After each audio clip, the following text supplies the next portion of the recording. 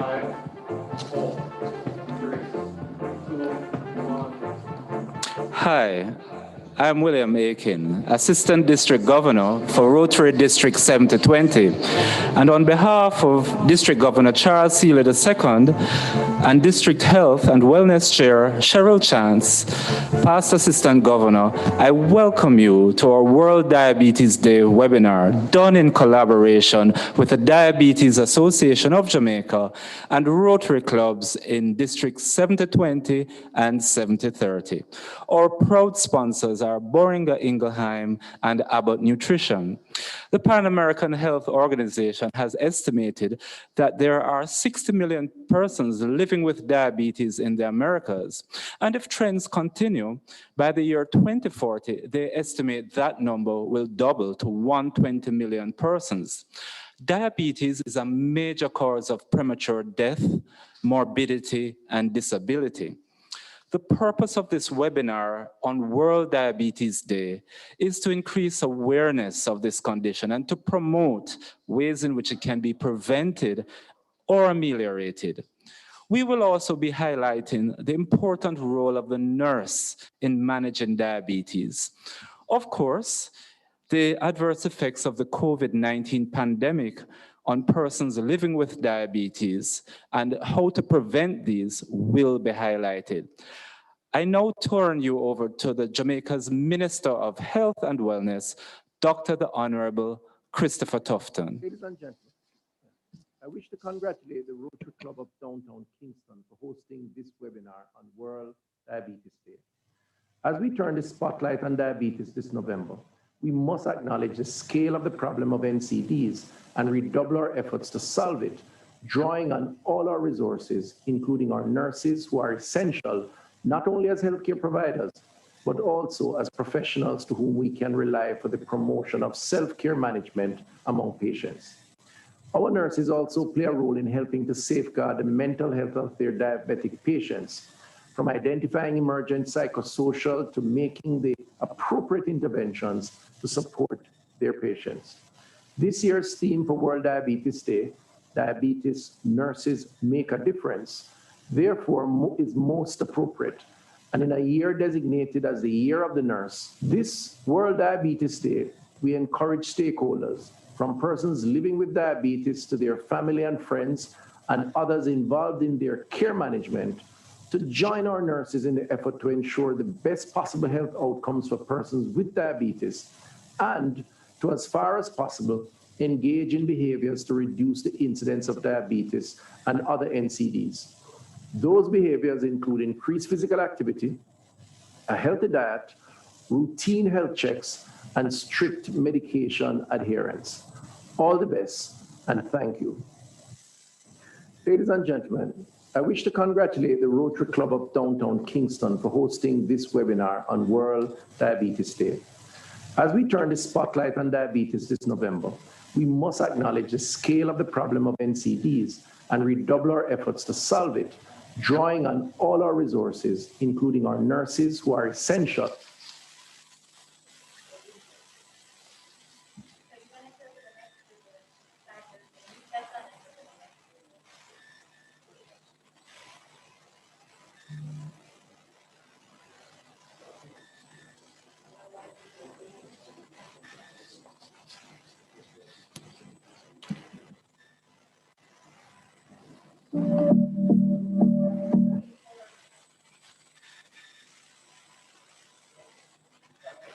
We're facing a global pandemic of diabetes, especially type 2, which is potentially preventable in many cases, but sadly, half the people that have it probably don't know they have it.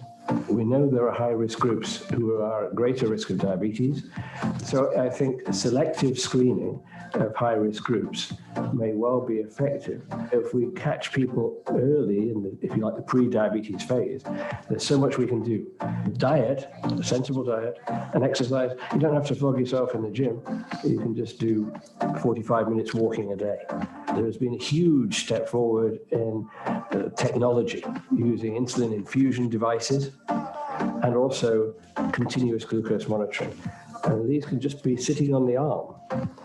And at any time, you can just put your phone there and you can get to blood glucose reading. And this stops the regular finger pricking, which is day in, day out, quite a burden. So we're focusing this year on the role and the importance of the diabetes specialist nurse and midwife. Our nurses in my hospital can prescribe insulin and all hypoglycemic agents. So the nurse is pivotal in the team. If you ask me who was the most important in the team, I would probably say the nurse and the patient.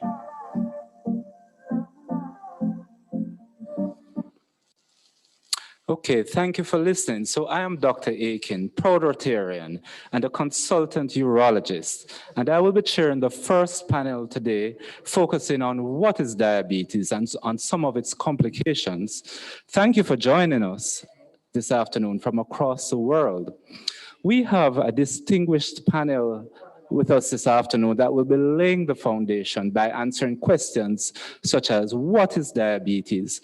Can it be prevented or reversed? Does it run in families? What problems does diabetes cause? And what can be done to prevent them? Well, there are many more questions, and we hope that by the end of this program, most, if not all, of your questions will be answered. Members of our panel include Professor the Honorable Errol Morrison. Let me tell you a little bit about Professor Morrison. He is the former president of the University of Technology, and he's a professor of biochemistry. In 2011, Professor Morrison was awarded the Helmut Bernhardt UN UNESCO Award for the prevention of diabetes and its complications. He has been honored by the government and people of Jamaica by being awarded the Order of Jamaica. We also have with us Professor Marvin Reed.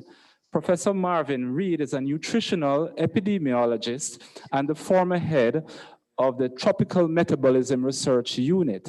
He is currently the Deputy Dean of the Faculty of Medical Sciences at the University of the West Indies, Mona campus. To my right, we also have Mr. Owen Bernard, a British-trained senior podiatrist practicing in Jamaica. He is a founder of World Walk Foundation Jamaica chapter that deals with foot health in general, especially those in high-risk groups such as the elderly and in those with diabetes. He's also the proud author of the Foot Care Assistant Program, which has been exported to other Caribbean islands and Nigeria. And finally, we have Dr. Ryan Francis. Dr. Ryan Francis has a Master's of Philosophy in Biotechnology and a PhD in Biochemistry from the University of the West Indies, Mona. His areas of specialization are plant disease diagnostics, in vitro culture, and diabetes management. He is also certified functional nutrition. He's currently the team leader in the biotechnology department at the Scientific Research Council. Ladies and gentlemen, we're in for a real treat this afternoon. And so to start the program going, I'm going to ask Professor Marvin Reed to explain to our listeners what exactly is diabetes and why is it so important that a whole day is reserved internationally to talk about it. Professor Reed. Turn on your mic. Thank you, Dr. Aiken. So diabetes is one of those conditions that we classify as a chronic non-communicable disease. And what do we mean by that? We mean that at this point in time, there is no cure that we have for this particular condition. The other issue is that diabetes, as you noted in your opening remarks, is a very common disorder. And many persons will know or have relatives or friends or neighbors who are affected with this condition. And because of how common it is, because it is that we have no cure, and because it affects individuals at all ages, meaning you can have babies, you can have young infants, you can have adults with diabetes, it is really an important problem.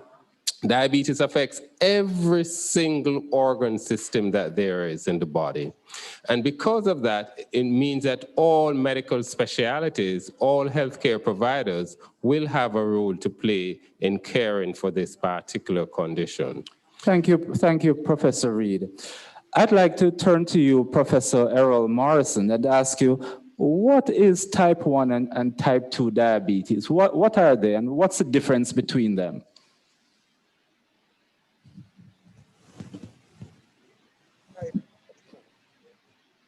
The commonest form is largely because the body is not responding properly to a hormone that normally handles the sugar and other nutritional products in the body. This hormone insulin would normally ensure that all the nutritive factors get into the blood cells. But although it is there in the body in type 2, the function is inadequate. Type 1, on the other hand, is when there is no insulin or totally insufficient insulin. And as a result, the same thing happens. The nutrition, the sugars and the fats and the small building blocks called amino acids can't get into the tissues. So type 1, then you have to replace the insulin versus type 2, where you can modify the environment in the body to respond better to the insulin. And quite often, what is necessary there is weight control as a major factor that helps to cause what you call resistance to the functioning of the insulin. Thank you, Professor Morrison. Professor Reed, back to you. So we have been told that diabetes is very common. I think a recent study done demonstrated that 1 in 12 persons in Jamaica are living with diabetes. Why is it that this condition is so common? Why is it thought to, with time, to increase in frequency? All right, so diabetes, as you quite rightly say, is common. It's actually even more common than you just say. It's actually closer to 1 in 6 adults who will have diabetes. So if you look at your fingers and you put up your hand, you find that probably at least 2 persons out of those will be diabetic. So why is it so common? It is common because of 2 reasons. There is what we call a genetic component, which is things that you inherit from your parents. And then there's a whole issue of what we call obesity, increase in fatness. And what we have found over time is that the population in the Caribbean and in the world, they're actually getting more obese. Why are people getting obese? Well, people are getting obese primarily because of 2 things. 1 is that we're not exercising enough. And 2, the things that we eat are not appropriate. The quality of the stuff that we're eating is not appropriate. So if I've understood correctly, diabetes does run in families, Professor Reed? Yes, diabetes does run in families. There's a genetic component to that. So typically you'll find in some families, 1 person who's diabetic and several other persons in the family will become diabetic as well. But apart from that, the vast majority of persons, though, will get diabetes because of what we call their lifestyle choices. So lifestyle choices relates to essentially how you behave. And the major part of that behavior, as I said, your diet, what you consume, what you put in your body, as well as exercise, how well you're able to do physical activities. Those are the 2 main factors. Professor Morrison, I'd like to throw this question to you. If both parents of someone are diabetic, does it invariably mean that they're going to become diabetic? Do they have any chance of avoiding diabetes? They are certainly on a collision course to develop diabetes. But as Marvin is pointing out there, if the proper precautions are taken in terms of maintaining body weight, exercising, eating properly, Those are some of the early things that one can do. And to have regular checks, because caught very early, it is being shown that the so-called pre-diabetic condition can be harnessed there or even reversed in certain situations. So, you know, in terms of its development, it certainly can be, let us say, contained, to use the best language. Sure. Thank you, Professor Morrison. Professor Reed, what exactly is it about diabetes about obesity rather, that increases one's risk of becoming diabetic? Why? All right. So when someone is obese, in a sense, what we're saying is that the amount of fat that they have in their body is much higher than what it should be. So that's really what all obesity is about. Now, when you have this excess fat, it alters how the cells work. It alters the cell metabolism. So you will find that individuals who are obese tend to be what we call insulin resistant. And as Professor Morrison explained earlier, insulin is one of those chemicals which are so important, one of those hormones which are so important that regulates the movements of molecules right throughout the body. So fat people tend not to be able to regulate or respond to the insulin well, and so they're at an increased risk of getting diabetes. Okay, thank you, Professor Reed. And again, Professor Reed, just stay on the line. How does someone know that they're diabetic? What are the symptoms? What are the common symptoms of diabetes? Well, there are many symptoms of diabetes, but typically what may happen is that they may find that they are losing weight. Paradoxically, that someone may just be losing quite a bit of weight. You may find that they are prone to infections, skin infections, other kinds of infections. You may find that they're always thirsty. They may find that they go to the bathroom and pee a lot, but here when they pee lots of volume. So in the medical term, we call it polyuria. So as I said, the best way though is really to test, right? And oftentimes individuals will not be aware that they're diabetic until we actually test them and find that their blood sugar numbers are actually high. Sure. Can I just Thank come you, in Professor. there? I'd like to bring in Dr. Ryan Francis at this point. Dr. Ryan Francis, we have heard that diet plays a major role in the development of diabetes. Tell us about your research in low and high glycemic foods and diabetes. Okay, thank you, Dr. Akins. So Prof. Reed and Prof. Morris spoke about nutrition, and Prof. Reed spoke about quality nutrition. So what we're saying is that not all carbohydrates in foods are created equally. Some foods, when you consume them, the carbohydrate causes a moderate increase in your blood sugar level, while with other foods, you have a rapid increase and then a rapid decline, which is not good for persons who are diabetic as well as normal individuals. So there's a quality perspective with regard to low glycemic index versus high glycemic index. And there's also a quantity perspective that you have to monitor the portion size that you consume as well. Thank you. Give us some examples of what you would consider those high glycemic index foods, those foods that spike your blood sugar. All right. So what that means, Dr. Akins, is that often the food that we like to eat are the high glycemic index ones. So your vegetables are generally low glycemic index, and the fruits. However, some of your fruits, such as pineapple, which we like to eat, is high glycemic index.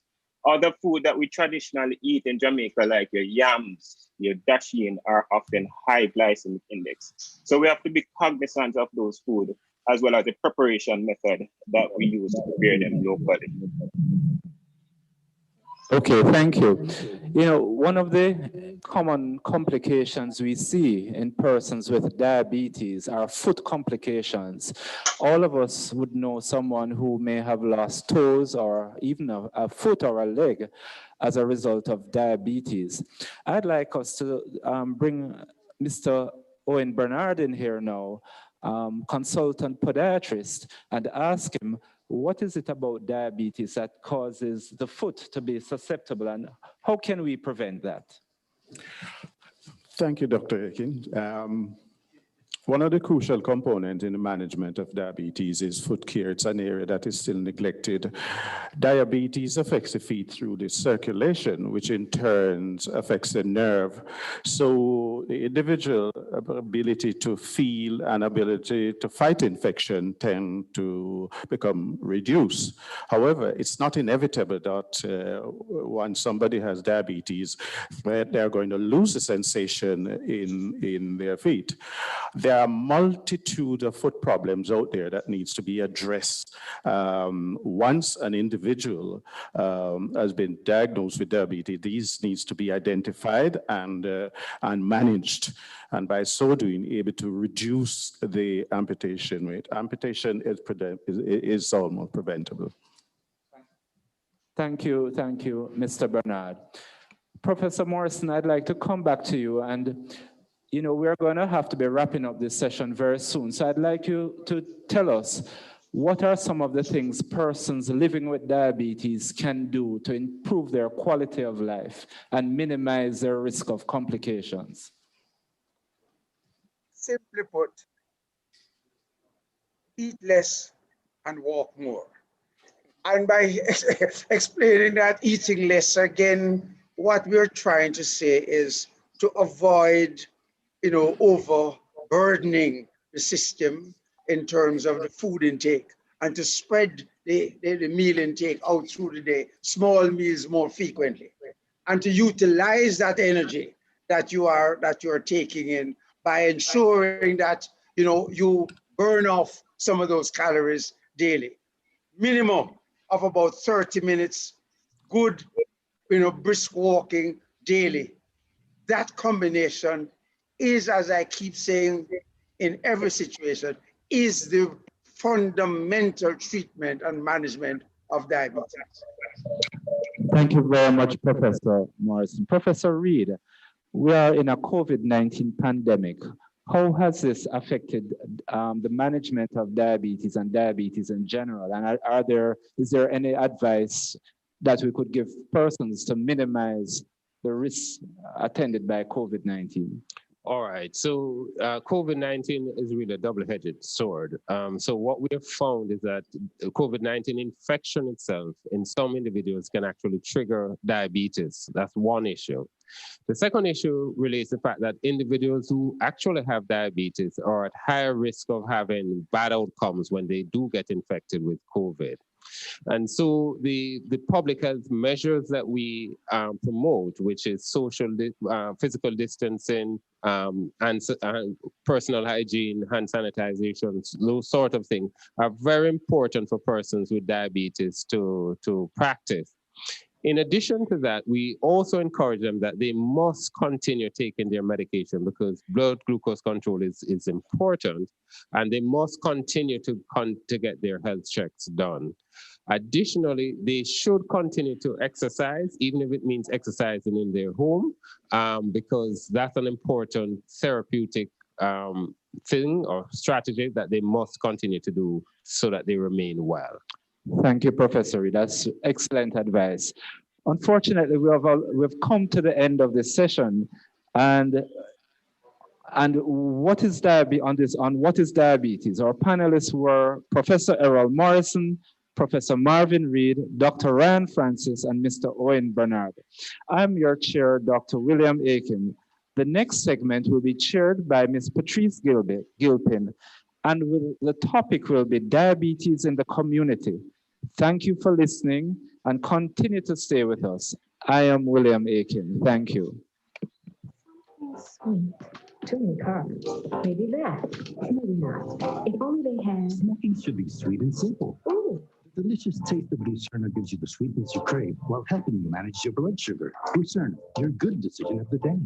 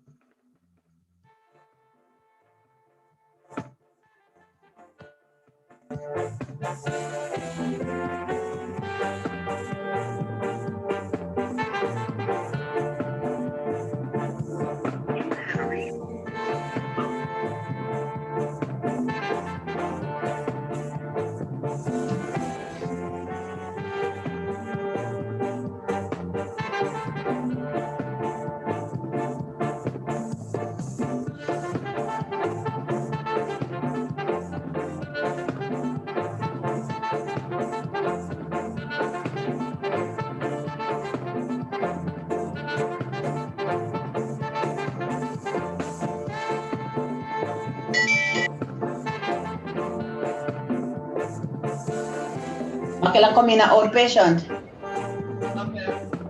Don't go nowhere like any, just come straight to this part of the beat.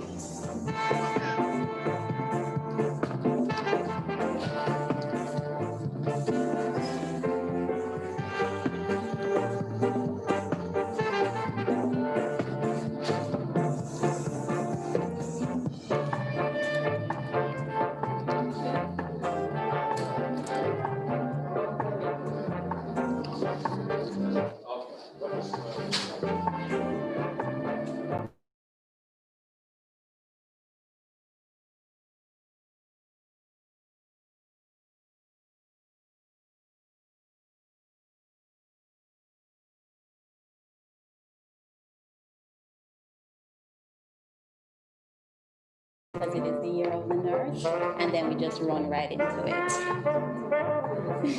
Yeah.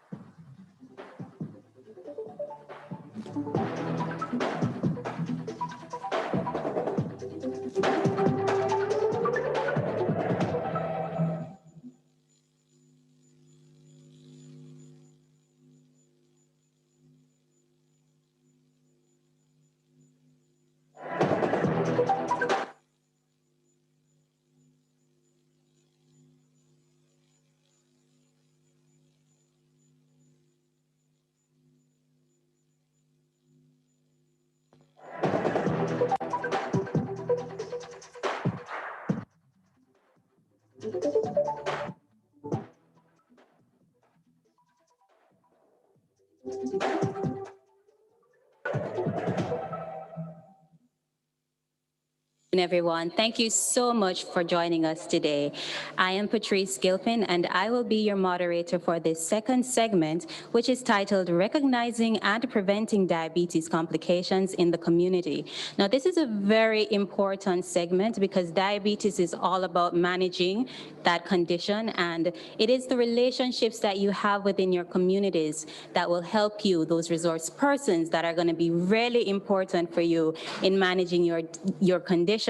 So we have joining us today, because this is a new environment, we have persons again on location with us and online. So beside me, I have Miss Lurleen Les, and she is the chairman of the Diabetes Association of Jamaica, where she has been a member for the past 30 years and a volunteer for 20 years. Her work is dedicated to the diabetes cause, specifically lay diabetes education, and her interest is in improving the lives of persons living with the condition. She also has been living with diabetes for the past 30 years. So we're looking very much to hearing from her.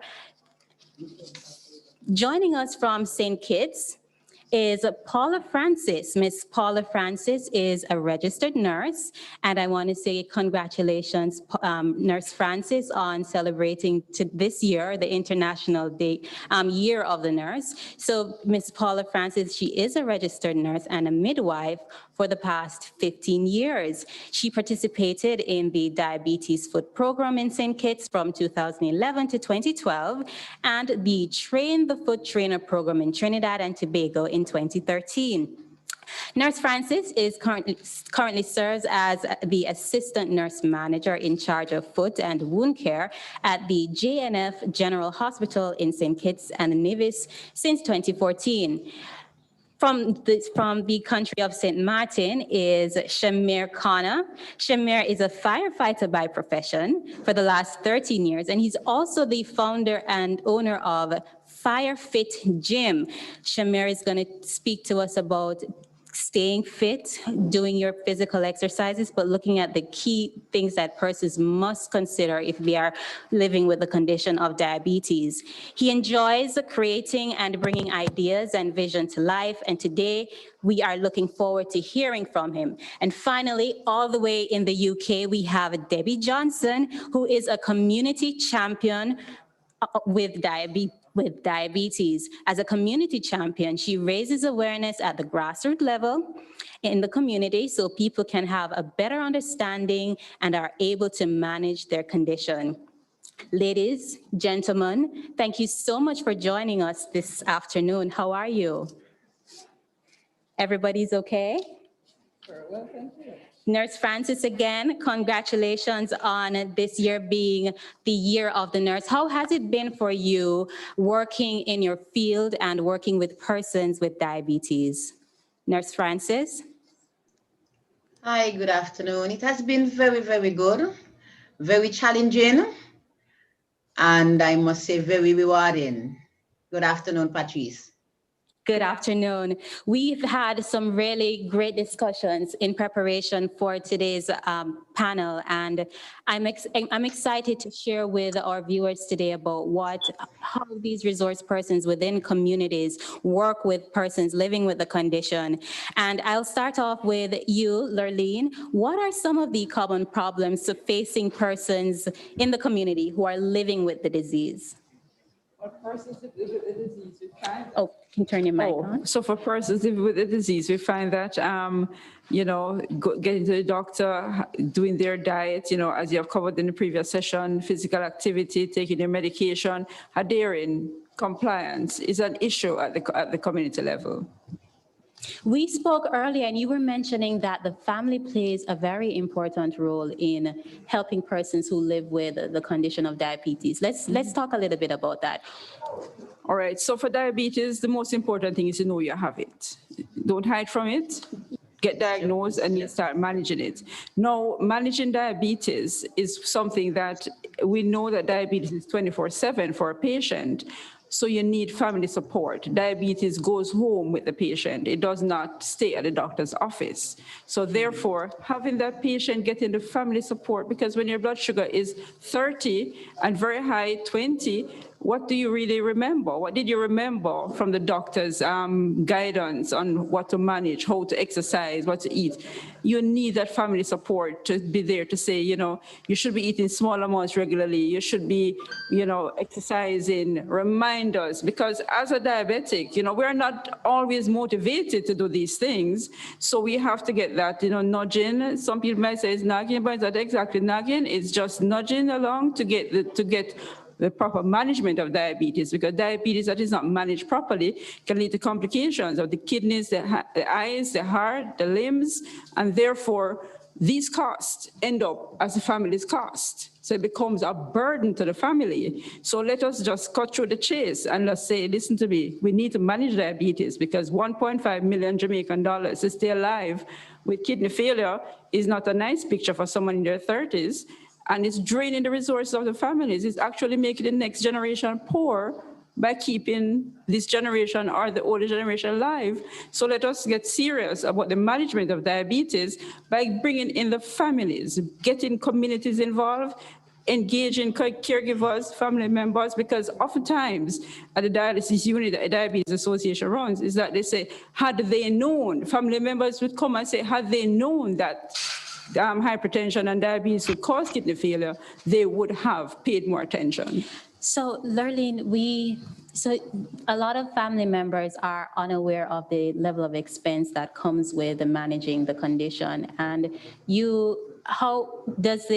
can family members actually go in consultations with the patient to get that sort of understanding and information from the medical practitioner as well, so they can have a clear understanding of what their needs and requirements are as a family member supporting someone? Absolutely. We welcome the family, because when we go to the communities and we do outreach screenings, we ask the family members to come when we see very high A1C levels, high blood sugar levels, high blood pressure readings. We ask family members who are close by, neighbors and friends, come and let us listen and talk. What are the things you should be avoiding in your diet? Because we really have to care for each other, because as I say, when the complication happens, it becomes everybody's burden, and we have to avoid this. And as we talk about the complications, we can't lose sight of the younger and younger age group that is now becoming hypertensive and diabetics. Mm-hmm. We have just done some medical services in at-risk communities in Jamaica, and 60% of those screened were below 60 years of age. Wow, so the age at which persons are contracting the condition is going lower. Absolutely. And Debbie, you are in a very unique situation right now in the UK, where the world is pretty much in quarantine. Persons are at home sometimes, many of them alone, and that family bond, that closeness that Lurleen spoke of earlier may not be readily accessible to them. Talk to us about how do people living with the condition in today's COVID-19 pandemic environment, what kind of impact is it having on them, and how can they work through it? The impact it will have on them is that obviously they're not saying they're stopping diabetes, but what they're saying, the diabetes, if there's something wrong, to still encouraging people to still go and see their GP. But with it being locked down now and the face-to-face, a lot of GPs now are not doing the face-to-face. So there's a lot of over the video links and stuff to speak to the patients. Well, not the patients, but the person. So really, it's like the interaction now is all about digital, whereas before the face-to-face has been cut out. Okay, so we're looking at digital connection, and you play a very important role as a community champion. Talk to us a little bit about what is a community champion and how do you engage persons living with the condition? With the community champion, the role I play with the community champion is quite really good.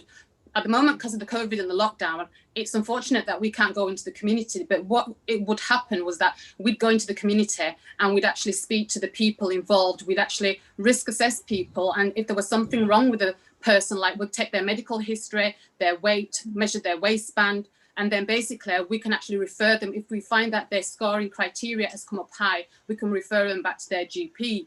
So for me, going out into the community, that role of it is kind of missing now because we don't do it. So what we're trying to do is to go onto a lot of webinars, forums, to educate the people so that they're aware of where they can contact. And like I was on a webinar this morning with Diabetes UK, and basically a lot of the information is sharing over the internet, on Facebook, social media. These are the channels that we're trying to get through, but they've got the advantage they can still pick up a phone and ring like Diabetes UK and speak to people who are trained, like psychologists. Like if you've got like mental health issues and you're struggling, these are the areas we can still contact. So although we can't do the face-to-face, we can still have that main contact with people.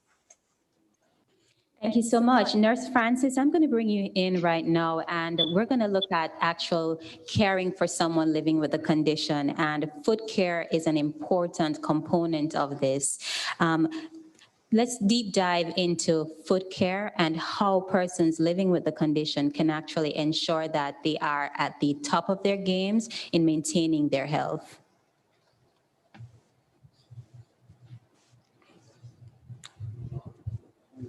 Nurse Francis? Yes, dear. Patients need to manage their blood sugar levels as often as possible, regularly. They need to inspect their feet on a daily basis. So patients need to also visit their doctors, and as Dr. Reed would have said, know their condition. They need to know that they're diabetic. They need to accept that they're living with diabetes. And so they need to educate themselves. Conditions? Oh, what are some of the common foot conditions that persons with diabetes face? The most common foot problems that diabetic people face in today's world are diabetic ulcers, foot ulcers. About 95% of persons living with diabetes have diabetic foot ulcers. We also see persons with diabetic neuropathy. You would find that about 25% of persons come in with complaints of unable to feel, loss of sensation. We also see a few persons with abscesses, infections, and charcoal foot, which is a severe complication of diabetes.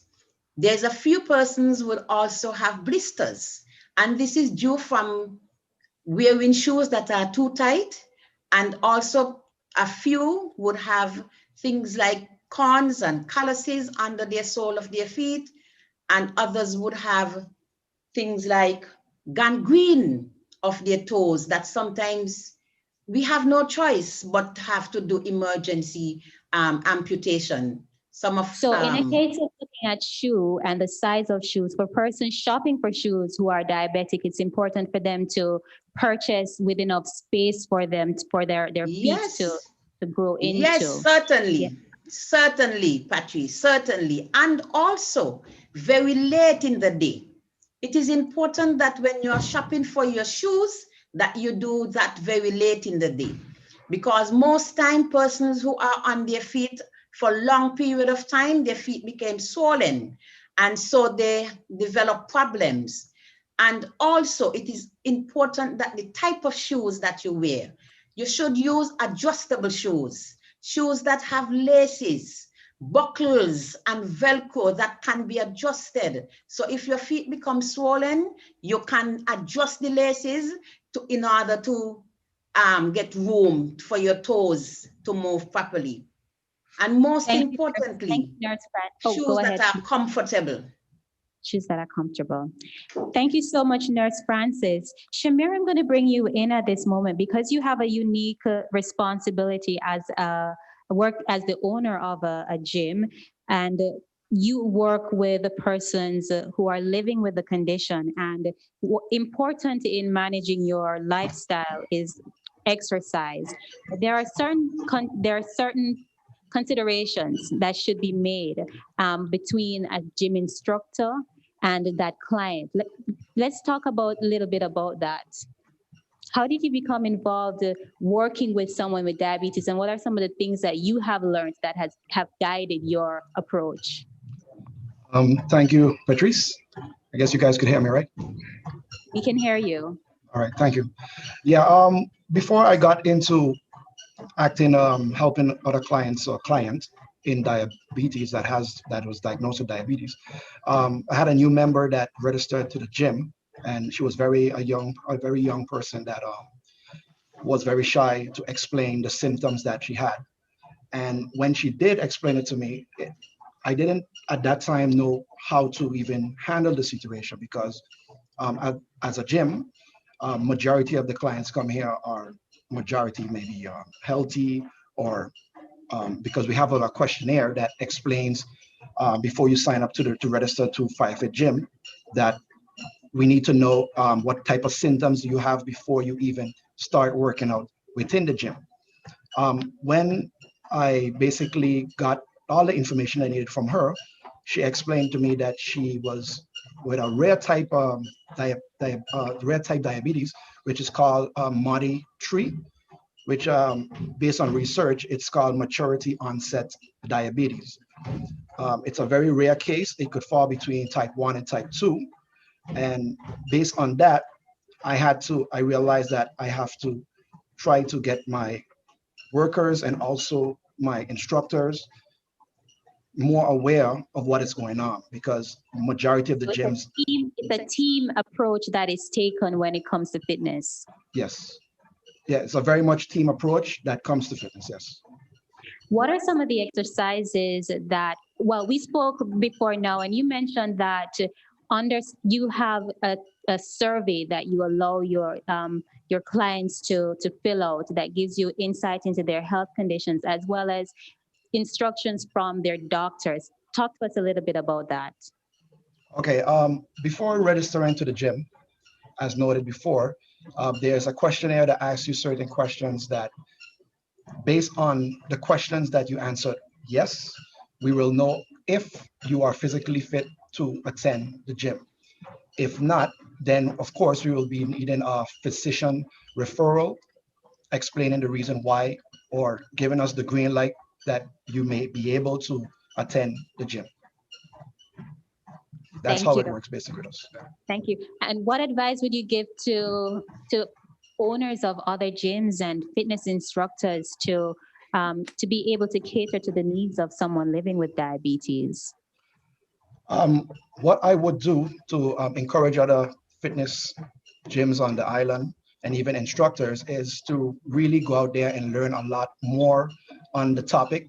There's a vast amount of information on the internet, even to YouTube, teaching you the proper methods, how to eat, what not to eat, how to train your clients, how not to train your clients.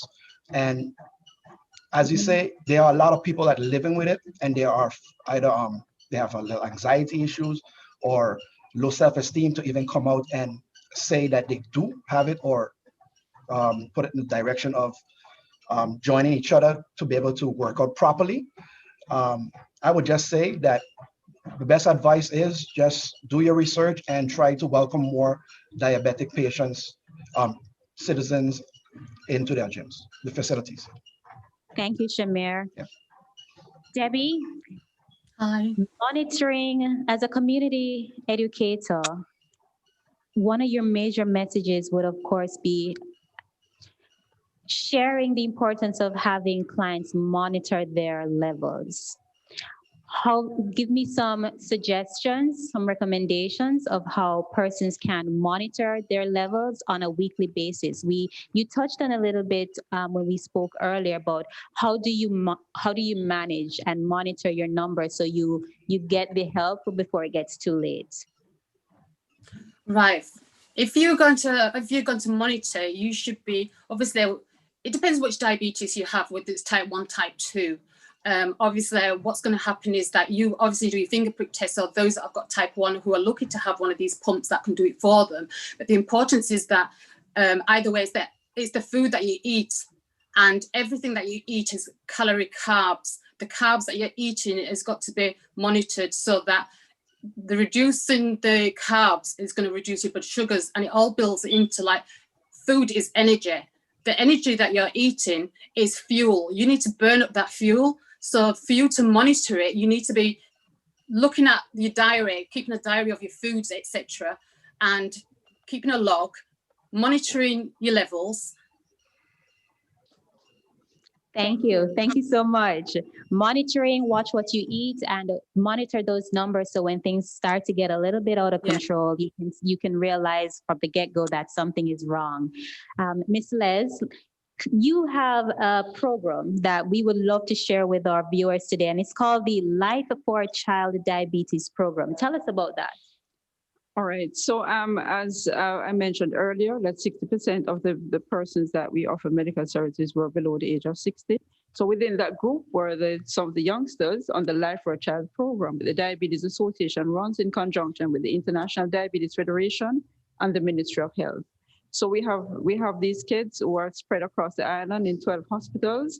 And within this, the support that we give to the children between the ages of 2 to 25 years of age, is their insulin, their syringes, their blood glucose monitor, their test strips, their lancets. We do the A1C test. We do the retinal screening, and all of this is available to the Life for a Child beneficiaries free of cost. Wonderful. That's really wonderful news. Nurse Francis, we started with you and we're going to end with you. It is your year, so it's only fitting that you provide the last word. What advice would you have for persons who may not know that they're diabetic, they may be pre-diabetic, as well as for persons living with the condition? Let's talk to them straight on. First, I would encourage them to educate themselves. They are not yet diabetic, but they may hear about diabetes. And so I would encourage them to find out more about diabetes. Ask persons what is diabetes. Visit health centers, get pamphlets, whatever information that they can find the information from that area. Speak to a family friend and get that information. If they become diabetic, they should do everything in order to prevent any complications. They should check their feet on a daily basis. Do whatever is necessary that needs to be done to prevent them from becoming a statistic in the federation or wherever they are living. I also would encourage them to be part of anything that is diabetes. I would like to mention, and give me some time here, Patrice, I would like to mention something about teamwork. It's not about them, and they should not feel as if that they are the only person in the world that is diabetic. They are the only person in the world that is living with diabetes.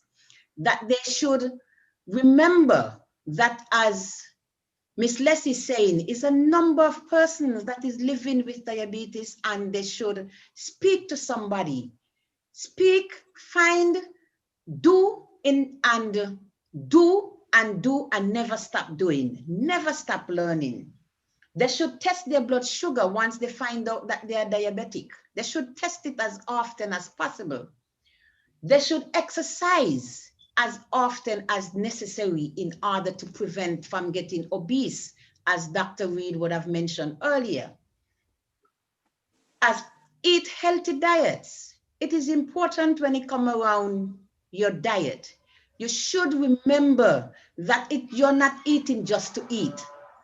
You should remember that whatever you eat would affect you for the rest of your life. So eat healthy, use portion sizes, and remember a diabetic person living with diabetes can eat at least 6 times per day. Your regular 3 meals, and in between 2, perhaps 3 hours after that meal, you can have a little snack, a healthy snack, in order to keep your sugar level up. And remember also that we are, we are all in it together. We are all in it together. We are all in it together. And monitor for changes in your body and know when and how and what to do if your blood sugar level is out of control. There is a saying that it takes a village to raise a child, and I will also say that it takes a village to live and help someone living with the condition of diabetes. You are not alone. I want to thank all our community representatives right around the world, nurses, advocates, educators, everyone who really work to create a network of persons who will help persons to feel that they are not alone and support as much as possible. Thank you so much, ladies and gentlemen. Lurleen Les, thank you for joining us this evening on location. Nurse Francis, happy year of Thank the nurse. Thank you so much for your care and your efforts within communities in where you live. Debbie Johnson, your role has changed a bit, yes, but I know you continue and you're being innovative in how you are reaching your community to teach persons and empower them on how to live healthy lives. And of course, Shamir Connor, thank you so much for taking an interest in the lives of your clients at your gym to learn more about the condition so you can help more patients. Thank you, ladies and gentlemen, for joining us in this session. We're going to take a break. And when we come back, we'll actually hear the experiences of persons living with the condition. We'll be right back.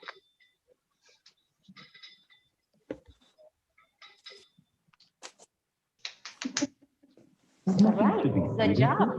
The delicious taste of Lucerne gives you the sweetness you crave while helping you manage your blood sugar. Lucerne, your good decision of the day.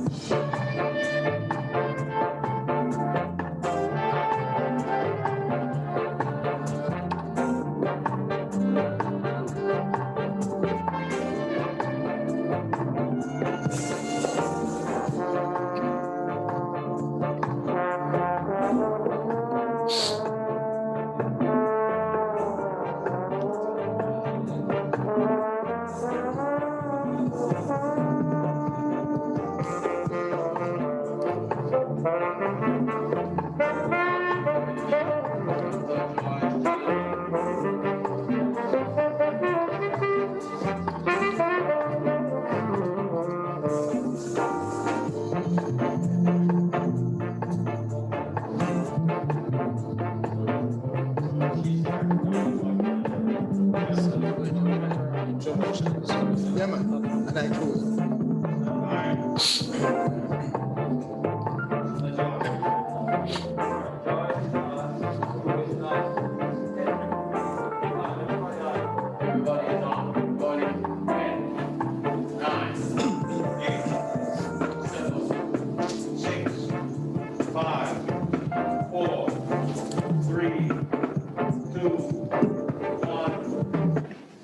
Welcome to the third segment of the Rotary Club and the Diabetes Association of Jamaica webinar on diabetes.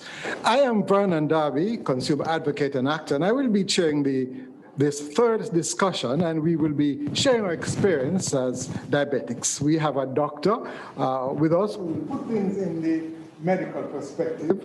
Thanks to those who have just joined in and those who have been with us since 4 this afternoon. Our panelists are Professor Marvin Reed. Professor. And we also have Dr. Joy Callender. She is on Zoom. Dr. Callender. We also have Dr. Kevin Miller to my left, and also Kenrick Housen. Kenrick, good afternoon. Good afternoon, everyone. Now, we are going to tell our story. And of course, my panelists will feel free to participate. Now, I don't know what is your experience, but I noticed that over a period of time, I felt tired. I was putting on more and more weight. I felt sleepy. I said, look like Vernon ready to go to boneyard. I noticed also that my skin was becoming very sensitive. But something happened and I know something was wrong. Every morning I wake up on time, religiously on time. But I noticed that the little fellow didn't wake up at all. And it was only then that I realized that something was very wrong. But just like most men, we have a motor car, we hear a funny sound, we go and fix it. But with ourselves, there's no problem, that can wait. Until I had to drive myself to the hospital, to Andrew's Hospital. And when I reached part of the way, I couldn't see well at all. My eyes went out of focus. Somebody called me, I don't know what happened. I really don't know how I reached the hospital, but I reached. I think God probably drove the car for me. I didn't meet in an accident. And by the way, I must tell you, a few days before that, I just slept from Friday evening until Saturday, 5 o'clock. I felt I was just tired, only to learn after that that I went into a coma. I didn't even realize that. But I must tell you, I was weighing, 230 odd pounds. I'm proud to tell you that I hear my doctor and all those who are professionals, and I know can show off. Where have all the pounds gone, right? Mm-hmm. I'm not the only person who have had a very interesting experience, and the other members of the panel, I'd love to hear about their experience. Okay, so I'm Kevin Miller. My experience is an extraordinary experience. About 2 years ago, I'm going to tell you this quickly. About 2 years ago, I was diagnosed with diabetes. My glucose tolerance test came up to be over 12 millimoles. I was experiencing a whole heap of symptoms, all the symptoms that when I did my research. Went to the doctor, did test over months, and they all said that I was diabetic. No, when I heard that, I didn't fret because I'm a Christian. That's number one. And I started to pray. I started also to follow a particular regime, the New Start regime. So I took a holistic approach. I was weighing 190 odd pounds. And I started to change my diet, change my lifestyle. I'm actually a vegan now, and that wasn't the plan. I didn't even like the idea of veganism, I can tell you that. So I changed my diet. I started to exercise twice a day, and I dropped from 190 to 140 pounds. And then I realized people started wondering if I'm sick because I lost a lot of weight. And then I started to do some resistance training. So I started doing some pull-ups, some press-up, and then I went up to 160 pounds of lean muscle. So I'm very proud of that. So so I can stand up too. So you no longer have any guts? No guts at all. So my strategy, and I am confident now that I have actually reversed the diabetes, because all the tests now has shown that it's in the normal range. I still have a machine. I test every now and then when I change my meals, and it's always in the normal range. And I switch now from two exercise per day to just exercising once per day. I fallen down on that one. Okay, and that's extremely important. So I took a holistic approach in managing stress management. Sometimes we don't think about those important things, and the only way I found that I could manage my stress was to actually trust in God. So that worked out for me. And I can tell you, I'm now feeling way better than how I felt before. By the way, I did tell my viewers out there that I know wake up on time, and the fellow also wake up on time. If you don't mind, Vernon, for me to just interject here a minute or two. So what we have heard from our two panelists so far is what I call two different versions of a Damascus experience, all right? On one side, we had the more classical presentation, they were tired, they were drifting off to sleep, they had erectile dysfunction, which is actually a fairly common presentation in men with diabetes. That's a term for it, no? Yes, man, big fancy word. It just means that the little man not working so well. And then we hear the other Damascus experience where, they went, had their tests done, and they were discovered to be diabetic. And then we look at the approach. What was the common theme that both of them emphasized in their presentation this evening? The common theme was that they worked on that body. All right? They worked on the body. You pronounce the word right. Yeah, man. Body, I said body, right? There's no you in it. I was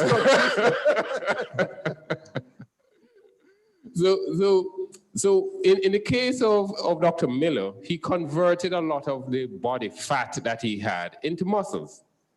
Right? And that's good because we know that the body fat produces certain chemicals which promotes diabetes, all right? Really? Yes, it does. Okay. And muscles is one of those organs that helps clear the sugars from out of the bloodstream. So by changing his body composition, he was able to, in a sense, reverse his diabetic tendencies. All right, so congratulations, Dr. Miller, you did very well. And in the case of Mr. Darby, he was able to get back the man to wake up. All right? I hear look like a young boy. No, another thing I did too was to change my diet. And, if my doctor, Dr. Donovan Jackson, he's watching too. And many persons feel that it will be difficult to change. No, sir. Life is sweeter without sugar. All right. So again, what's the term that people usually use for people who have diabetes? They call it sugar. And by calling it sugar, what it really does is that it labels sugar as bad. But truth be told, sugar is just one of the many manifestations, one of the many ways in which diabetes presents itself. The truth be told is that your body needs sugar. But what is important is the quality of that sugar, how much you consume it, and how do you mix the diet. So it's not that sugar is bad, all right? If you don't have sugar, you're really not going to live a very good life. But the question is, how do you package it to make it good so that the body appreciates it? I learned about portion, and I'm not fully educated, but I learned about portion when I go to the supermarket. I think somebody can tell us about that in terms of, I used to just pick up everything, but it tells you that they told you must only eat a certain portion, starch, and so I watch my portion. Right, and on a part of this panelist group is Dr. Joy Calendar, a well-known nutritionist. So Joy, I was wondering why she's so Joy, come in, man. Come tell us about these portion things. I'm here. Thank you for accommodating me by Zoom. And I've been enjoying the program so far. Congrats to both panelists who are success stories. And just listening, two very important things. Well, the loss of weight, exercise, and changing the diet.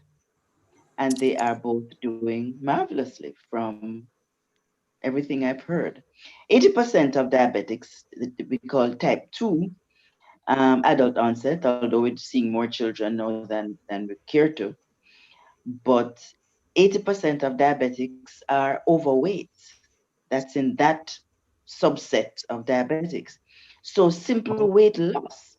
And as Professor Reed, as Marvin said, we think fat is just there and we don't like how it looks, but fat is metabolically active. It secretes stuff that's bad for us and makes us ill.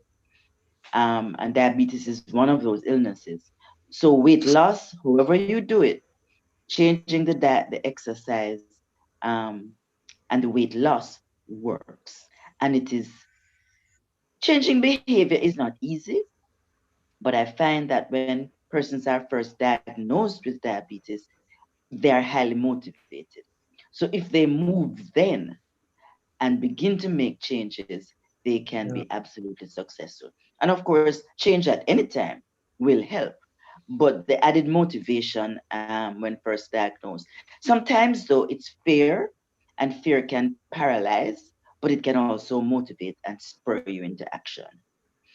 The diet, and I continue to use the word diet simply because for me, the diet is simply what you eat, whatever pattern you choose, whatever, whether you want to be vegan, you want to go on a weight loss diet or weight gain, whatever.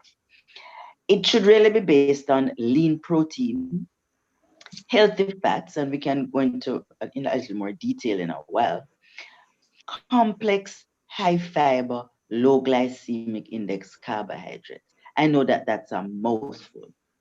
But yes, we talk is that one. Yes, that's a big whole heap of things right there. But what I'm saying is what we say good carbs. Now, sugar is a concentrated source of carbohydrate. And so it comes in for a lot of the flack. And perhaps rightly so, because the majority of people who have high blood sugars, when you reduce, there's enough sugar in things like fruits and ketchup and things that you use, as part of your daily life. So I completely agree with Marvin that sugar is not the culprit. Carbohydrate is what we need to focus on. Because regardless of what kind of carbohydrate we take in, whether it's yam or it's rice or it's sugar, it all breaks down to glucose in the blood. Difference is, of course, that the glucose enters the bloodstream rapidly, whereas the more complex the carbohydrate. So for instance, the sweet potato, which has fiber, it takes much longer to be digested, has a better effect on the blood sugar. And perhaps the more Yeah, I don't know why Kevin, he doesn't want to tell his story. No, there's something that you have said, and I'm glad you have explained a lot of the technical details, because I started to do a lot of research. And one thing I found, the doctors, I'm not a medical doctor, I'm a computer scientist. So the medical doctors can give me some more insights. But I realized, I started to do a lot of research and looking at the glycemic index of foods. So what I found that worked effectively for me, because I even had a spreadsheet where I started to look at the labels, look at the contents of carbohydrates, how much of the carbohydrate is actually fiber, look at the sugar. And so I started to eat a lot of complex carbohydrates, and not a lot, so I ate in portions. So I eat a whole lot of vegetables, because my meals are big, but the content, because I have a lot of vegetable, sometimes I don't even put in any carbohydrate per se, because I realize that I don't have to put out a lot of effort to get carbohydrate, because it's very common. I mainly focus on like berries, because the glycemic index is normally lower than like your pineapples and so forth. So I eat a lot of berries for the antioxidants and so forth. But I eat a lot of nuts. It has a lot of sugar and mangoes. Yes, and I think the glycemic index for the banana is like higher when it compared to other fruits. So sometimes when I'm eating like a banana, I don't eat the big ones. I probably just cut a half if it's too big. So I eat a lot of seeds and nuts for healthy fats, and a lot of berries for the antioxidants and so forth. And I find that works magic. You know what I've started using now? They call them these the air fryer. Mm-hmm. So you reduce the use of oil. That's correct. Because then you have to watch your cholesterol levels and so on. Mm-hmm. Right, yeah. So both Dr. Miller and Joy has used this term glycemic index, and I think some of you out there in cyberspace may be wondering, what is it that they're talking about? This is a new language. I am wondering too. But really, what it is that when you eat starchy food, the body actually breaks it down to sugar.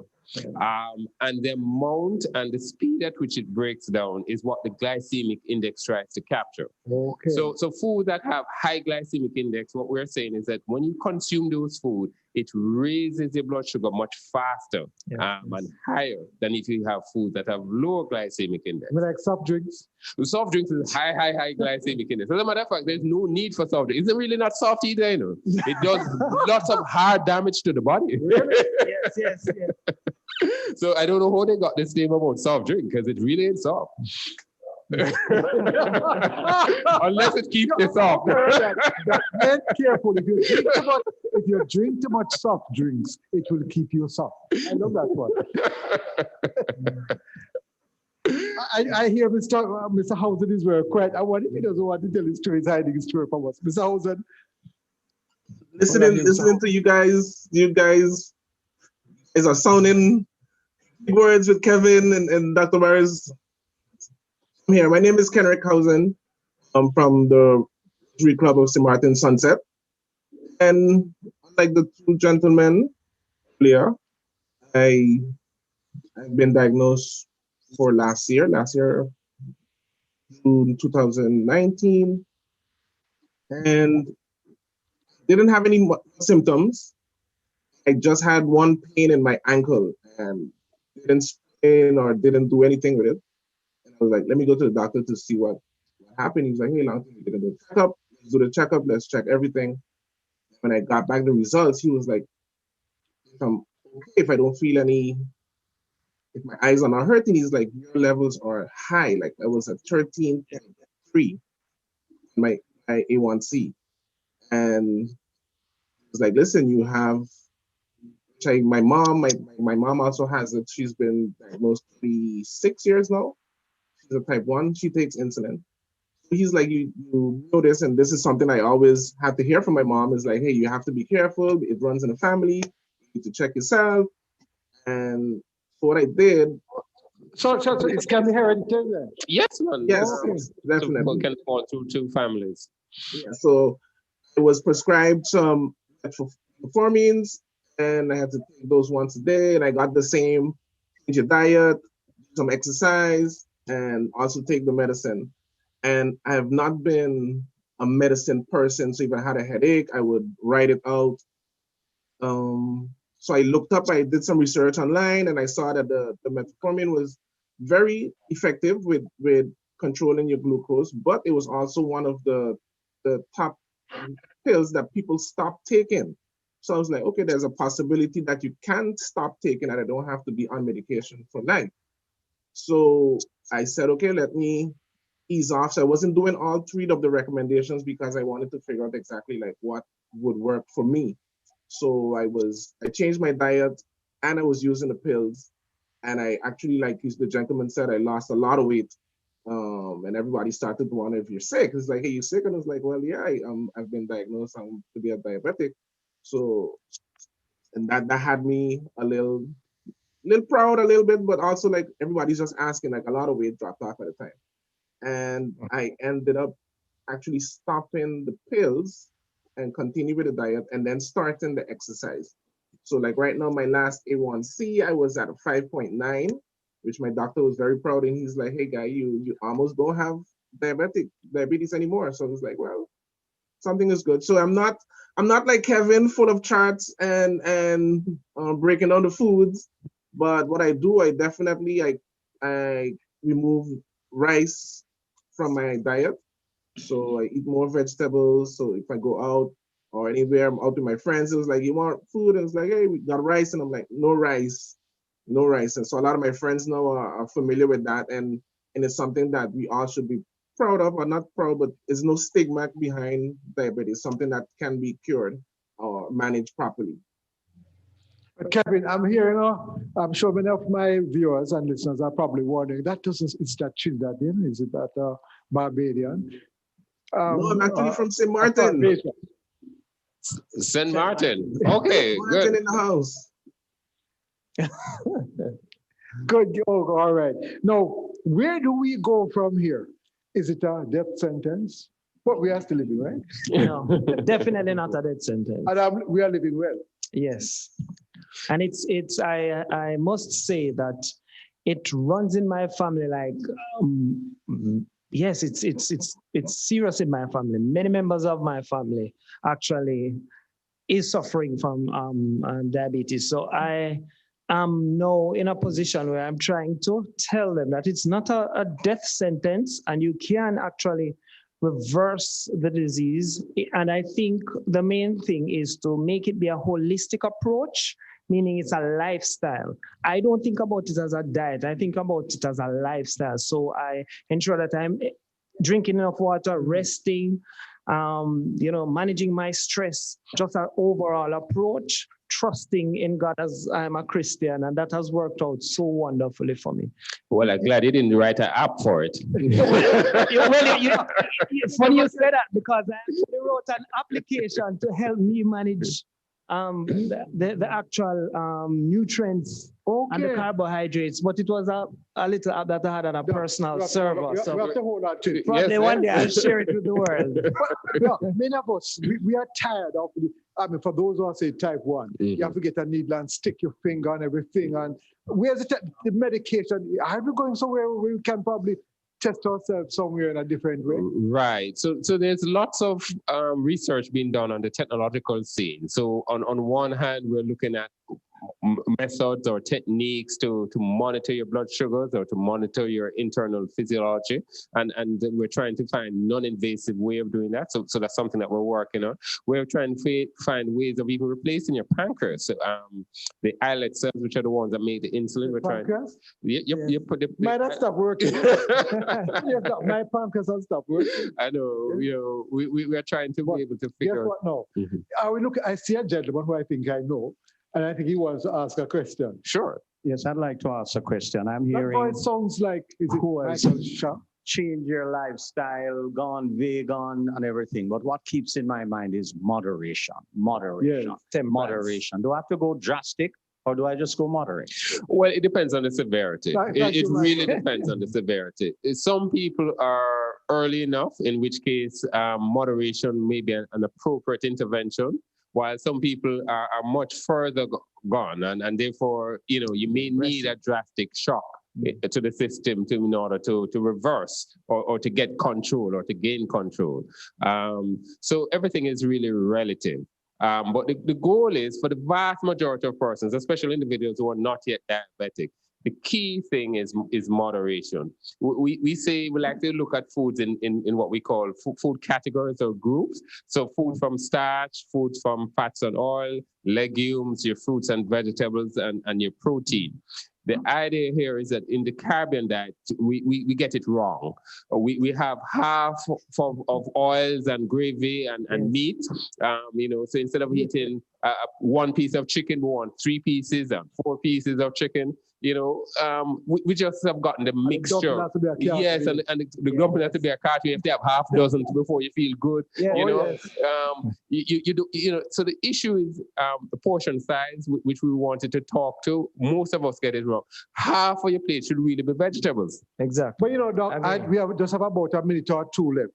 My concern is what role is the state playing on the Bureau of Standards, for example, in ensuring that the type of foods that we have out there, when you look on the shelves, food for children, do we have the laws that stipulate that the sugar level in a particular commodity should not be above certain levels? Right. What is the state doing? The short answer is the state can do much, much, much more. And so we have consumer lobby groups, we have patient advocacy groups, we have community groups who are pushing the government to have proper labels on food so that individuals can know exactly what it is that they're eating. We have to be able to translate that label into effective actions. And of course, we also need to get the message out there as to how people can live a healthy lifestyle and to promote physical activity. Well, yes, I think we only have a minute left. Any final points that anybody want to leave us with? We are still alive. That's a final point. And I would want to say to everybody that if you want to live a sweeter life, reduce the intake of sweeter things. Very true. I agree. All right. Joy? I think Joy wants to make a final point. We're not hearing Joy at all. All right, we have to close at this point. I want to thank all my panelists, Professor Marvin Reed, Dr. Joy Callender, Dr. Kevin Miller, and Mr. Kenrith Housen there. So thank you all. I enjoyed it. I hope my audience learned quite a bit. I am Vernon Darby saying to you, stay with us for the next segment, which starts later on. The chair will be Dr. Peter Johnson, and he will be joined by Dr. William Aiken, Dr. Keisha Buchanan Walters, and Dr. Karima Matthews.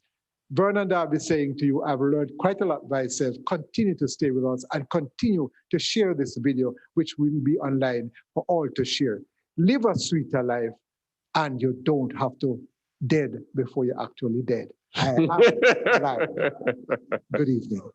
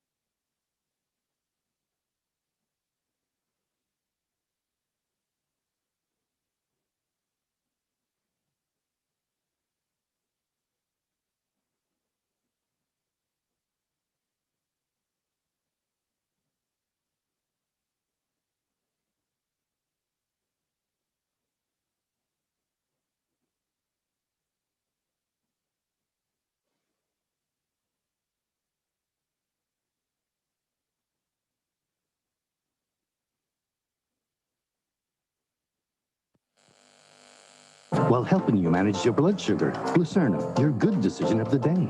Something sweet. Too many carbs. Maybe that. Maybe not.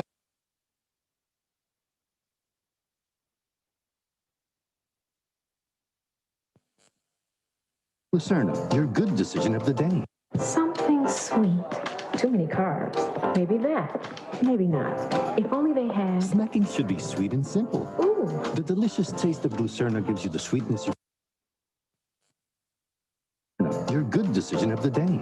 Something sweet. Too many carbs. Maybe that. Maybe not. If only they had... Snacking should be...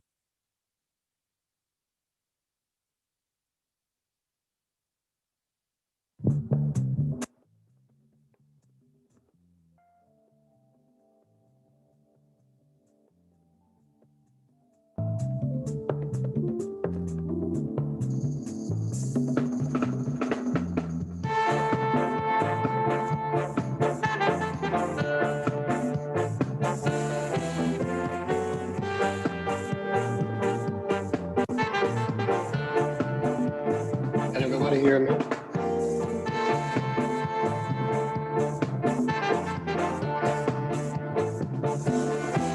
Yes, Keisha here. All right.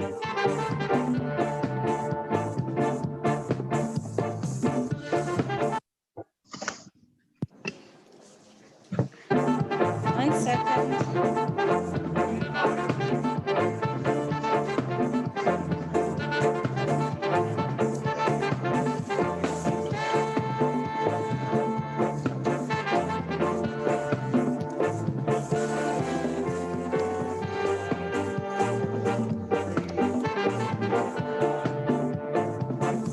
Hi, welcome again to the World Diabetes Day webinar. It has been an amazing discussion so far. I hope you are getting some information and feeling empowered to take control of your life, take control of your health. This is the final session for this afternoon, and it's a big session. We're now going to be speaking to diabetes and the reproductive and sexual health. And I am your co-chair because our other chairperson is online, and that is Dr. Peter Johnson. Dr. Johnson, are you here? Yes, I'm here. Good evening. Good evening. So we do have a lovely panel list of panelists with us this evening. Again, you met him earlier. He did chair the first session, and that's Dr. William Aiken. He is he has his own credentials. You know, he has a long line of credentials as a consultant urologist and a senior lecturer in in surgery at the University of the West Indies. We also have Dr. Karima Matthews, who is a graduate of the University of the West Indies, Mona campus. She's a member of the American Congress of Obstetrician and Gynecology. And we have Dr. Keisha Buchanan.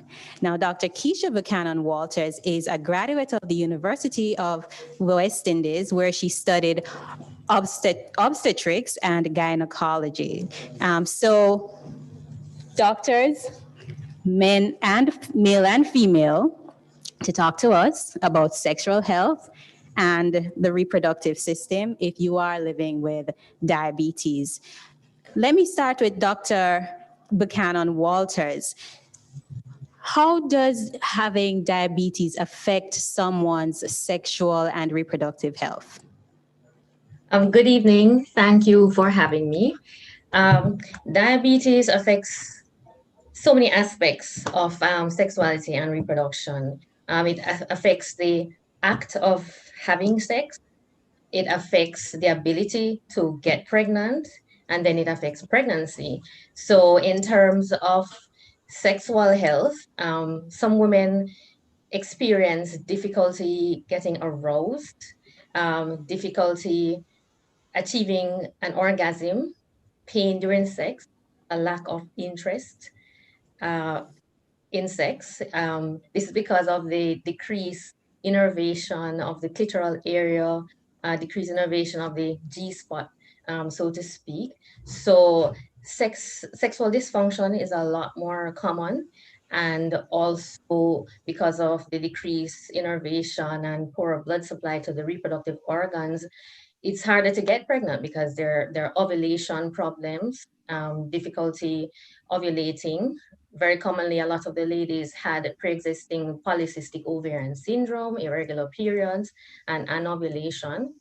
And then it also affects the pregnancy itself in terms of just difficulties throughout the pregnancy.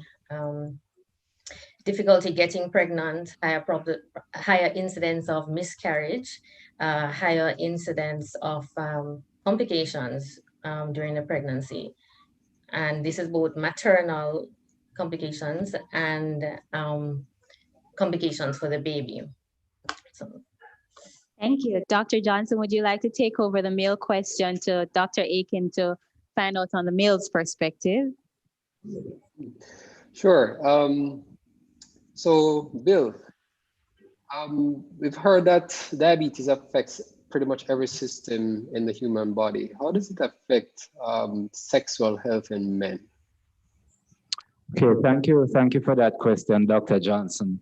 So diabetes profoundly has a negative impact, profoundly affects male sexual health.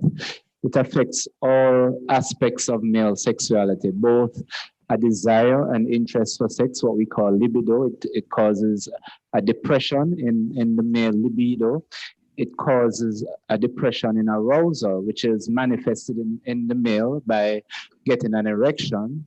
Men who have diabetes, approximately 80 to 90% of them experience varying degrees of erectile dysfunction. It affects the ability to ejaculate. A lot of men with diabetes develop retrograde ejaculation. Diabetes does this because diabetes affects every nerve, every system in the body, including the nervous system and what we call the vascular system or blood vessels. An erection is really a neural and vascular event. When a man is sexually stimulated either by what he sees or what he feels, nerve impulses have to travel to the male genital organs. And diabetes has a profoundly negative impact on nerve transmission, especially if it is not controlled over a long period of time. Persons with diabetes also tend to be overweight and obese. And we know that and this obesity tends to be around the intra-abdominal organs, around the waist. what we call centripetal obesity. This fat tissue converts the male hormone testosterone into female hormones. So men have lower levels of testosterone, which is very important for a man's interest and desire for sex. And it's also important for getting erections. We also know that the hypothalamus and pituitary, the master controllers of the hormone system in the brain, is adversely affected by this fat content in the abdomen. And so we definitely know that persons with overweight and obesity, they experience a diminished libido. And because diabetes adversely affects both the blood vessels, both in a big way in terms of narrowing the blood vessels, as well as at the cellular level, at the ability for blood vessels to relax and blood flow to increase. We know that not only does it impair the nerve transmission to the penis, but it also impairs blood flow into the penis and an inability for the penile tissues to relax and fill with blood. So diabetes, in effect, affects all different aspects of male sexuality. Okay, let's take it step by step. Two persons meet, they find each other attractive, they decide to get in a relationship. They are both living with diabetes. How do you, let's start with Dr. Aiken, for you to continue in, how can men really overcome the challenge and perform?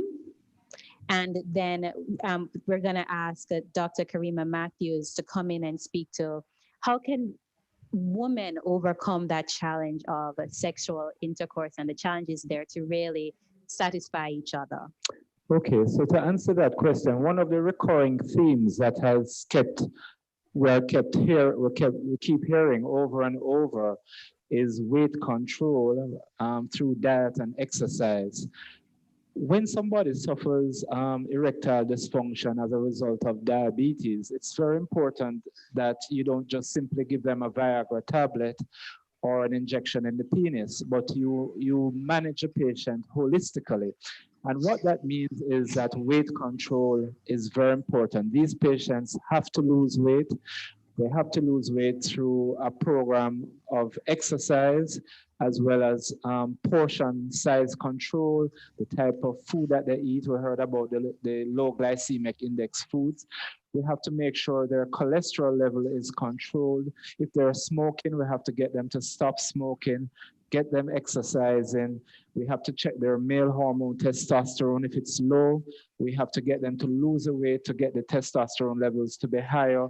And we may even have to give additional testosterone to them.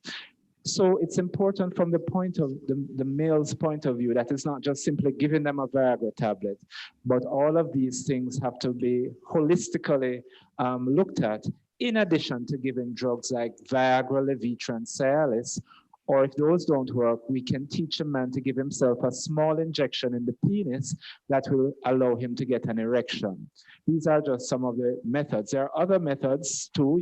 There's what is known as a vacuum erection device that a man can use to get a hard erection.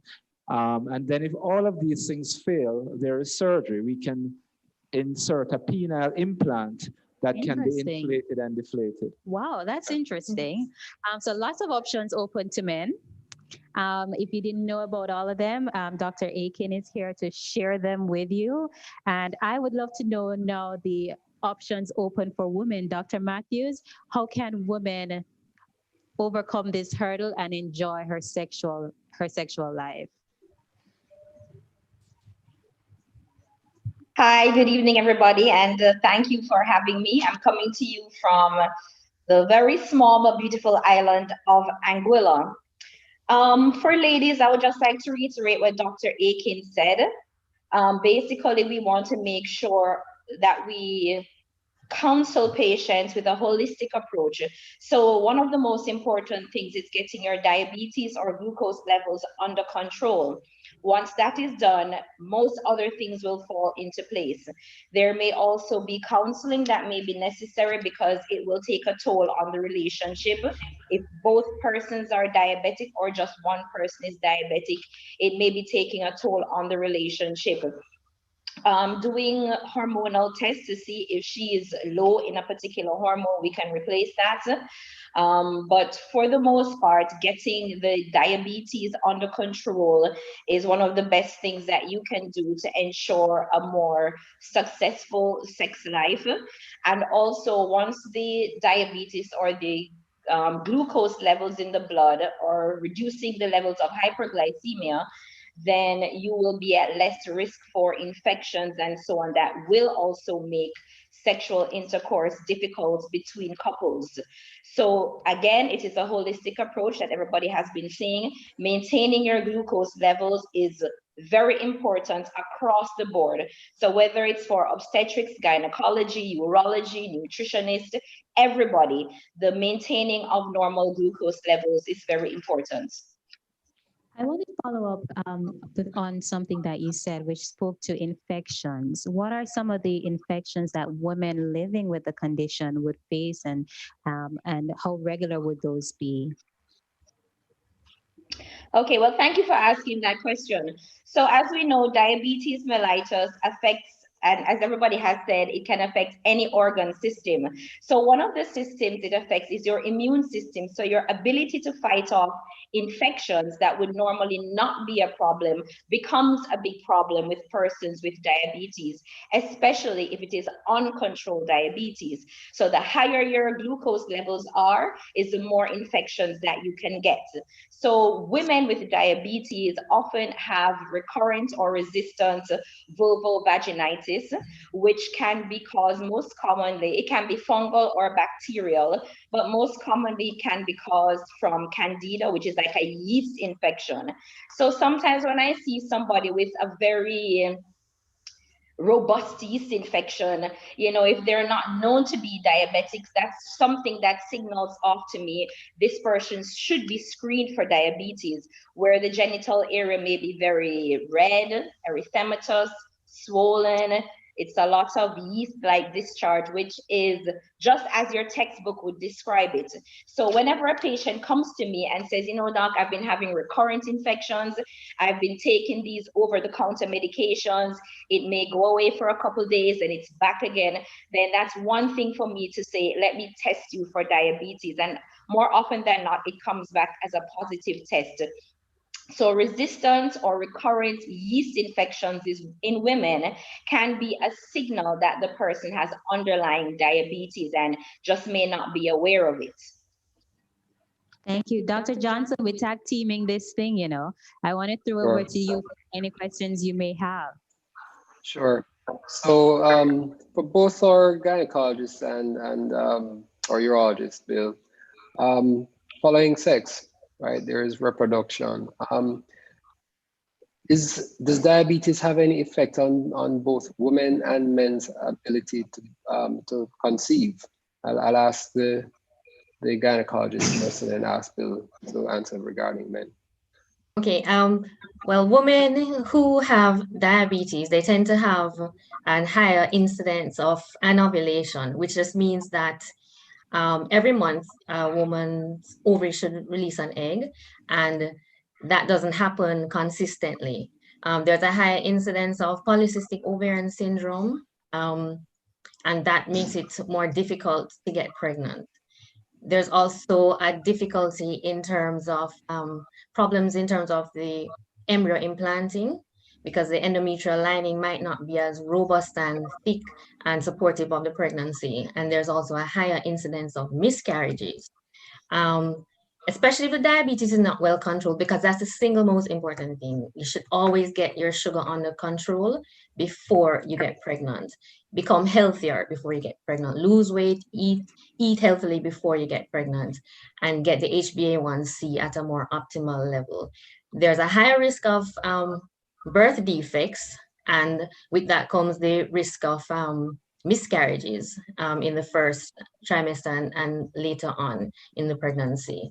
So also, women who are at high risk of diabetes before the pregnancy, for example, women who have their parents are diabetic, they should optimize their weight before trying to get pregnant, because that's a common thing that we encounter. Some women, they're obese, they're over 200 pounds, they want to get pregnant, they can't get pregnant, they're struggling with polycystic ovarian syndrome, they want us to start fertility pills, and the pregnancy is just not happening. And a lot of times, once they lose weight, that's all it takes. The other difficulty with getting pregnant is just some women with diabetes don't have that interest in sex. So if you're not having sex, then you can't really get pregnant. So that's another thing. That's the lack of arousal, lack of interest. They have a lot more difficulty with getting an orgasm. So that's another. And a lot of women actually don't talk about this. Like men will say, "Boy, doctor can't stand up," but a lot of women, and a lot of these women are middle-aged women, so maybe they feel it's a bit taboo, or they're a bit embarrassed to talk about it. What you old lady talking about? You can't have sex. You should be in church. That kind of thing. So and the younger women with diabetes, they have those sexual challenges also, and then that makes it difficult to get pregnant. Dr. Aiken, let's pick up on that. Lower the sex drive. Yes, so absolutely. So the question is, do men with diabetes find it difficult to father a child? And the answer is yes. So the overweight and obesity associated with type 2 or maturity onset diabetes creates what is called a pro-inflammatory state. In other words, there are a lot of inflammatory mediators going around in the body when you're overweight and obese. And these cause, these negatively affect the sperm cells or spermatozoa that are responsible for fertilizing the female egg. And so these pro-inflammatory what we call reactive oxygen species, cause the sperm cells to be morphologically abnormal, or a greater proportion of them are morphologically abnormal, and they don't move as well.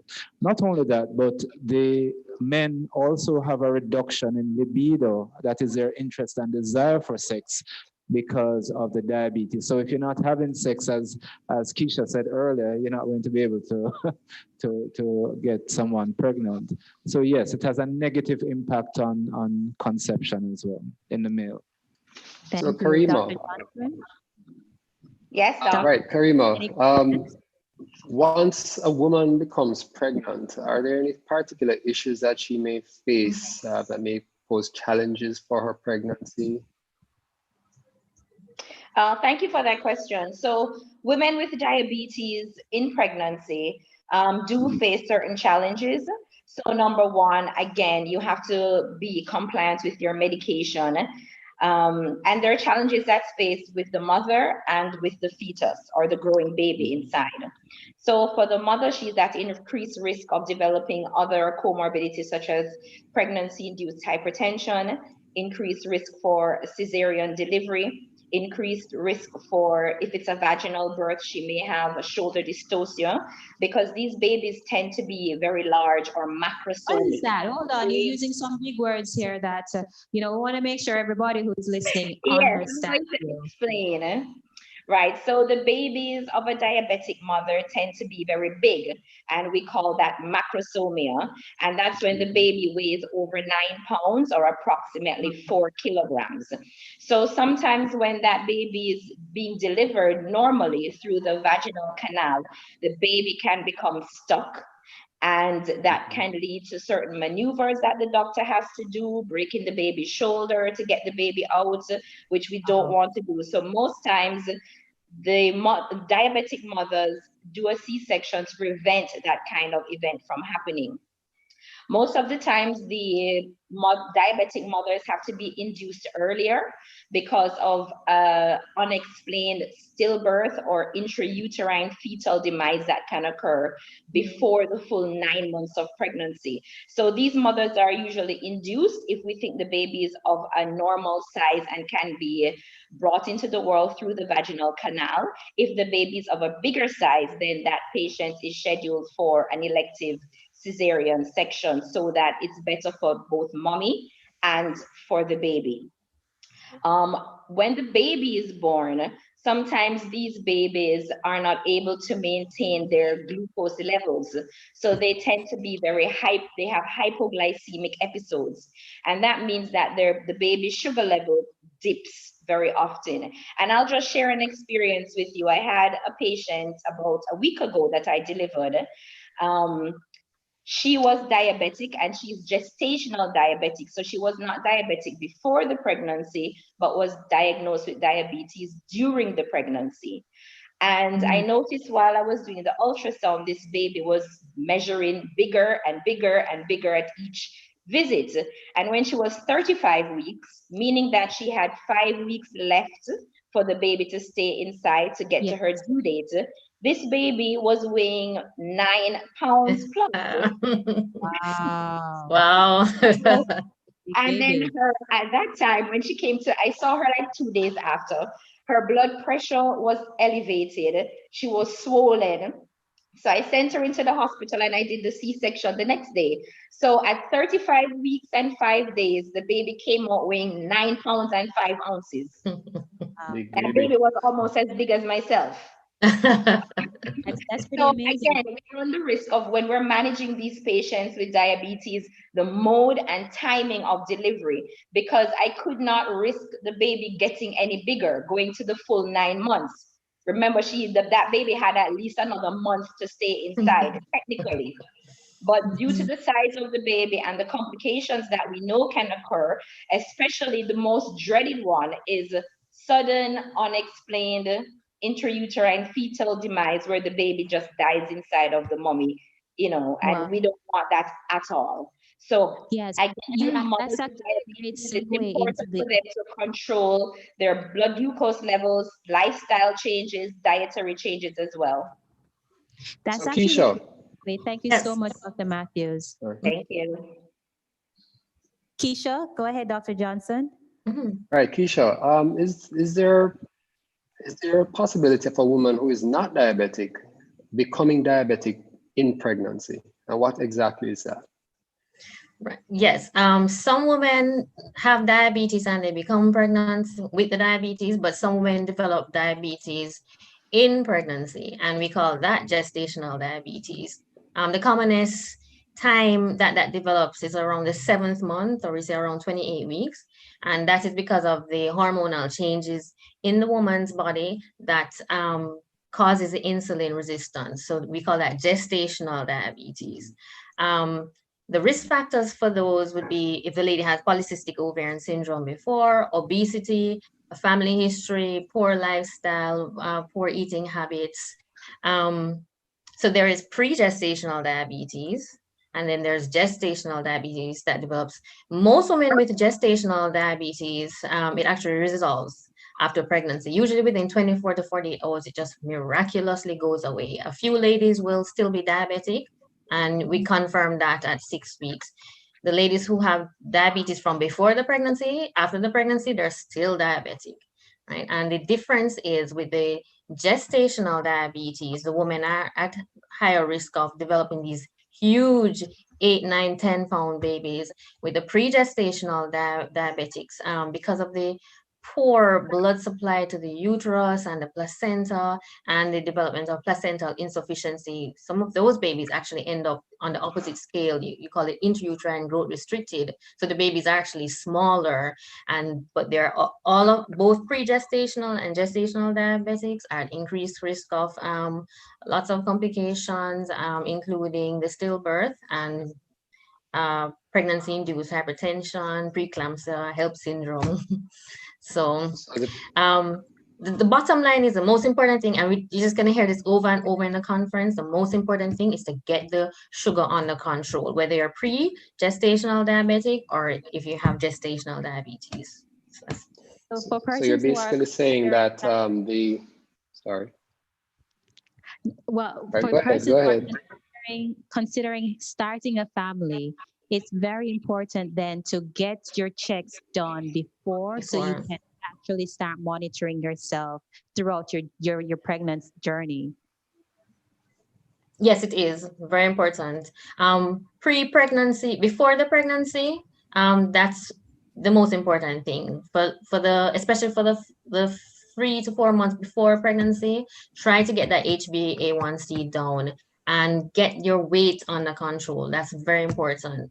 Most women who are diabetic now, they just get pregnant without planning, and a lot of pregnancies are unplanned. But the reality is, it's best to plan the pregnancy, get your doctor involved, get the glucose under control, and then aim for the pregnancy. Because if in the first trimester your blood sugar is elevated, you're already at increased risk of fetal malformations. Dr. Johnson, we have less than 3 minutes for this segment. Do you have any final questions for any of our panelists? Sure. I'd like to segue slightly and ask Bill. So we know that the urinary system is intimately related to the reproductive system in both men and women. Are there any associated issues as it pertains to the urinary system, the kidneys, the bladder, and so on, in both men and females, men and women?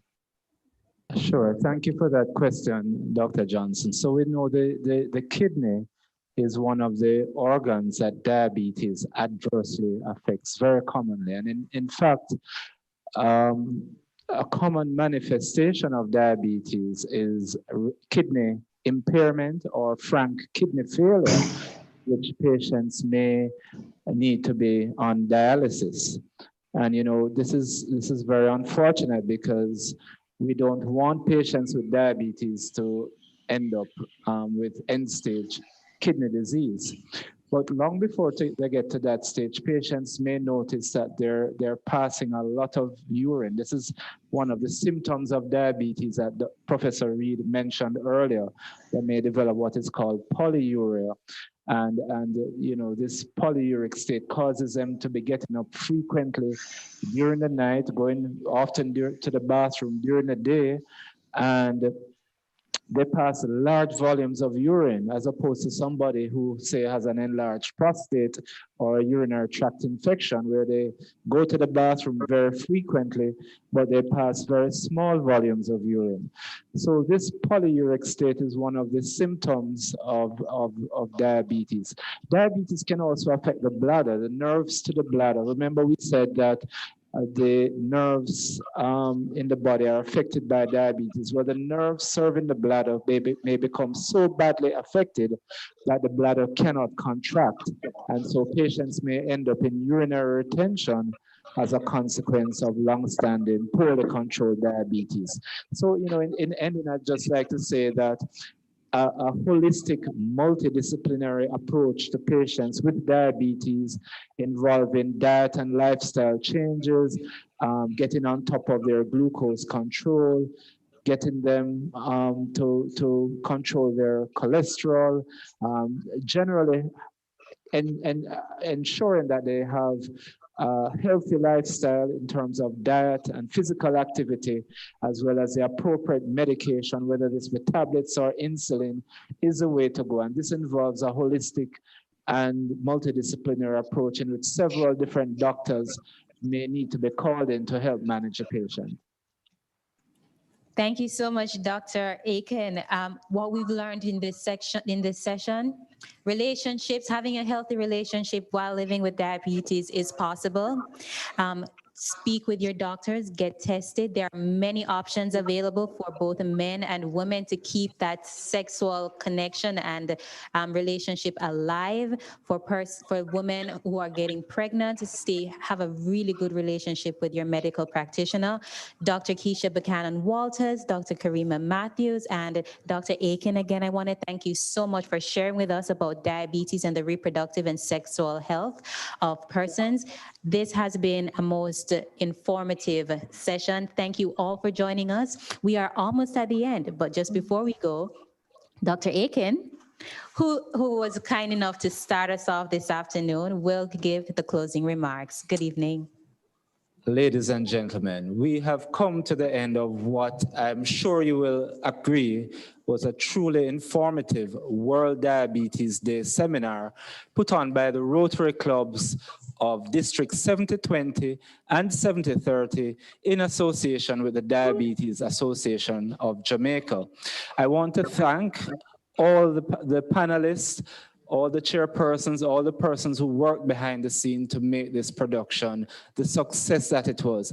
But most importantly, I hope that you, the viewers, have been able to take away useful information that you can apply in your daily lives that will either prevent you from becoming diabetic, or if you're already diabetic, to improve your diabetes control and your quality of life. Thank you for viewing this seminar. On behalf of the District Governor, Charles Sealer II, I say a big thank you to all those who participated. Thank you very much. Something sweet. Too many carbs. Maybe that. Maybe not. If only they had... Snacking should be sweet and simple. Ooh. The delicious taste of Glucerna gives you the sweetness you crave while helping you manage your blood sugar. Glucerna, your good decision of the day.